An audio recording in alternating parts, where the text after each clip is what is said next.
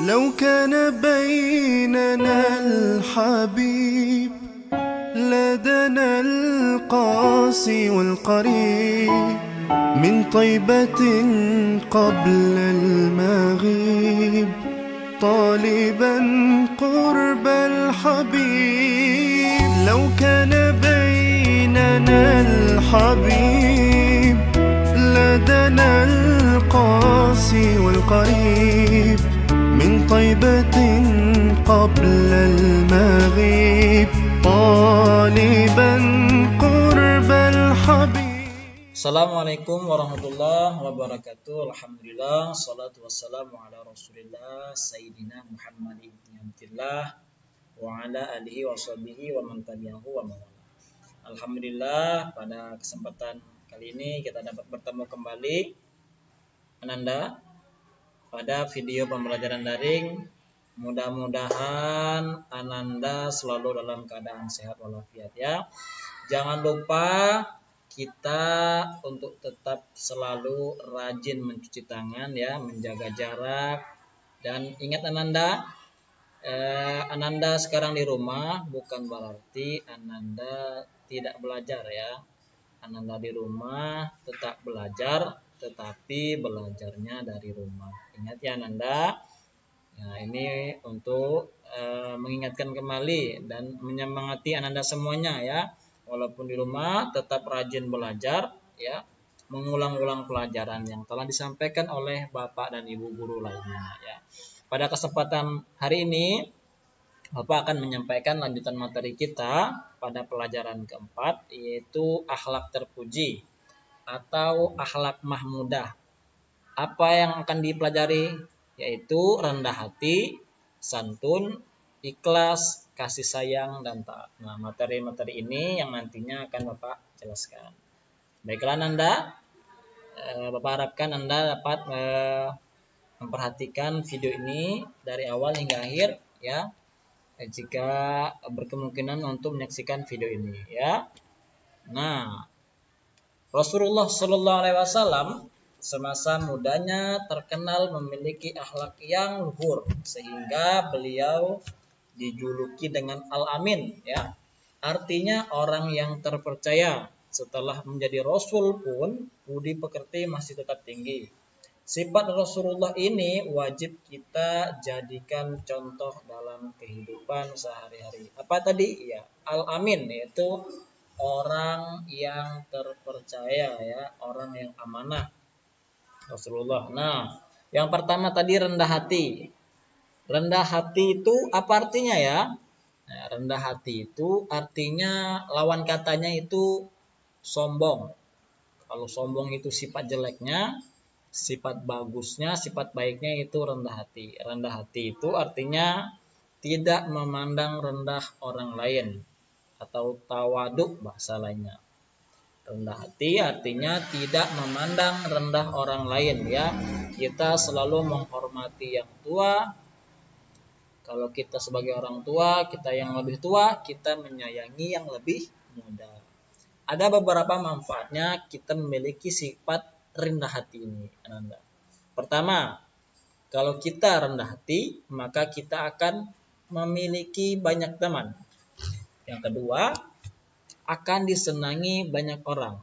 Bayangkan Ananda, kalau Ananda itu lawan kata rendah hati sombong tadi, Ananda akan dinilai buruk oleh orang lain. Bahkan Ananda akan dijauhi oleh teman-teman Ananda sekalian. Dan yang terakhir, kalau Ananda mempunyai sifat rendah hati atau kita merasa tidak tinggi hati, tidak memandang rendah orang lain, maka kita pun akan dihargai oleh orang lain ya. Yang tadi rendah hati adalah tidak memandang rendah orang lain ya. Nah, yang kedua santun. Santun, apa arti santun? Santun berarti halus tutur katanya dan baik tingkah lakunya. Dari segi perkataan, Ananda halus tutur katanya atau berkata baik dengan orang tua atau orang yang lebih muda ataupun teman Ananda. Dan dari fisiknya, dari badannya, dibuktikan dengan tingkah laku baiknya. Ya, santun adalah salah satu akhlak terpuji ya Nanda. Jika kita bersifat santun, maka orang lain akan senang berteman dengan kita ya. Yang tadi rendah hati, maka kita akan memiliki banyak teman. Begitupun dengan sikap santun ini, halus tutur katanya, baik tingkah lakunya, maka orang lain pun akan senang berteman dengan kita. Contohnya apa? Ketika kita bertemu dengan sesama muslim, maka Rasulullah Shallallahu Alaihi Wasallam mencontohkan dan mengatakan, berpesan kepada kita bahwa senyummu terhadap saudaramu adalah akan menjadi sedekah bagimu. Senyum saja adalah sedekah. Ya, jadi kalau kita bertemu dengan teman, guru, orang tua, orang lain, tetangga, maka senyum, kemudian ucapkan salam. Kemudian jangan lupa untuk bersalaman dengan orang yang lebih tua. Itu adalah contoh sikap santun yang harus Ananda praktekkan dalam kehidupan sehari-hari. Baik Ananda, selanjutnya ikhlas ya. Apa ya ikhlas? Mungkin di antara Ananda ada yang mendengar kata-kata ikhlas ya. Ikhlas secara singkat artinya suci, bersih dan tulus. Menurut istilah, ikhlas berarti mengerjakan sesuatu kebaikan dengan niat semata-mata hanya mengharap ridha Allah Subhanahu wa taala ya. Ananda mengerjakan sesuatu, misalnya belajar, itu mengharapkan apa? Ya, mengharapkan pertama niatnya semata-mata Allah Subhanahu wa taala dengan belajar, semoga ilmunya bertambah, pemahamannya bertambah, dan itu berguna untuk di masa yang akan datang. Nah, apa ciri-ciri ikhlas? Nah, ada beberapa ciri ikhlas. Yang pertama, tidak mengharap imbalan ya. Misalnya membantu orang lain yang sedang kesusahan, misalnya membantu orang lain yang menolong teman, misalnya ya, menolong teman yang sedang membawa buku, tiba-tiba bukunya jatuh, maka kita tolong. Kita tidak mengharapkan imbalan. Nah, itulah yang dinamakan ikhlas ya. Yang kedua, tidak terpaksa ya. Membantu teman tadi kita tidak terpaksa. Kita tulus membantu teman kita tadi. Yang ketiga yaitu tidak ingin dipuji ya. Orang yang ikhlas ya berarti orang yang tidak ingin dipuji ya. Semata-mata itu tulus dalam hatinya. Yang keempat, melakukan sepenuh hati ya. Artinya apa? Artinya itu tidak ada keterpaksaan ya. Dengan hati yang tulus, maka itu pun akan menjadi amal ibadah kita. Ya, Nanda, ini tadi pembahasan tentang ikhlas ya.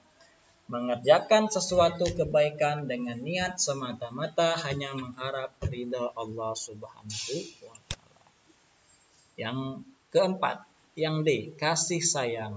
Nah, kasih sayang. Perhatikan gambar ini ya. Ini ada keluarga yang saling menyayangi ya. Seorang anak perempuan yang menyayangi neneknya dan seorang laki-laki yang menyayangi kakeknya. Kasih sayang. Apa itu kasih sayang? Kasih sayang adalah naluri yang dititipkan Allah Subhanahu wa taala ke dalam hati manusia yang penuh kasih sayang. Agar kita mendapatkan kasih sayang dari orang lain, maka kita pun harus mempunyai kasih sayang kepada keluarga, saudara, tetangga, dan lingkungan sekitar, termasuk hewan dan tumbuhan ya. Berkasih sayang itu tidak hanya kepada manusia, tetapi juga kepada hewan dan tumbuhan ya. Dengan apa? Dengan berbuat baik kepada mereka, tidak merusaknya ya. Yang terakhir, yang E, taat. Nah, taat apa ya? Taat artinya mengikuti dan melaksanakan aturan yang ada dengan penuh kesadaran. Nah, Bapak ulangi. Mengikuti dan melaksanakan aturan yang ada dengan penuh kesadaran ya. Taat di mana saja ya? Taat itu bisa di rumah, bisa di madrasah, bisa di lingkungan tempat tinggal. Nah, perhatikan ini. Ini adalah mobil. Ya, mobil itu harus taat peraturan. Misalnya, kalau peraturannya berjalan di sebelah kiri, maka kita pun harus berjalan di sebelah kiri, jangan di sebelah kanan. Nanti kalau kita tidak taat aturan, maka akan merugikan orang lain. Kalau taat di rumah apa? Taat di rumah berarti kita patuh kepada orang tua, ya. Apa peraturan di rumah kita ikuti. Misalnya tidur jam 9 malam, maka kita pun akan tidur jam 9 malam. Taat di madrasah, apa ya taat di madrasah? Taat di madrasah misalnya apa? Misalnya jangan membuang sampah sembarangan. Karena di sekolah atau di madrasah sudah menyediakan tong sampah, maka kita pun akan membuang sampah di tempatnya. Taat kepada Allah adalah mengerjakan semua perintah Allah Subhanahu wa taala dan menjauhi semua larangannya, ya. Apa itu perintah Allah? Ya, seperti sholat dan puasa. Apa larangan Allah? Ya, berbuat yang buruk. Contohnya, mencuri. Itu tidak baik, ya. Itu adalah larangan Allah Subhanahu wa taala. Maka kita melaksanakan segala perintah Allah dan menjauhi semua larangannya, ya Nanda. Nah, terima kasih. Demikianlah materi kita hari ini tentang akhlak terpuji. Semoga Ananda dapat memahaminya, ya, apa tadi akhlak terpuji yang Bapak sampaikan. Jangan lupa di rumah tuh rajin sholat 5 waktu, rajin belajar membaca Al-Quran dan terus rajin membaca Al-Quran, dan yang terakhir jangan lupa untuk selalu menyayangi keluarga dan menjadi akhlak dan berbuat atau memiliki akhlak yang baik. Terima kasih atas segala perhatian.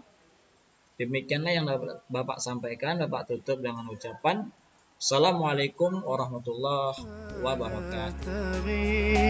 بلغنا لقاه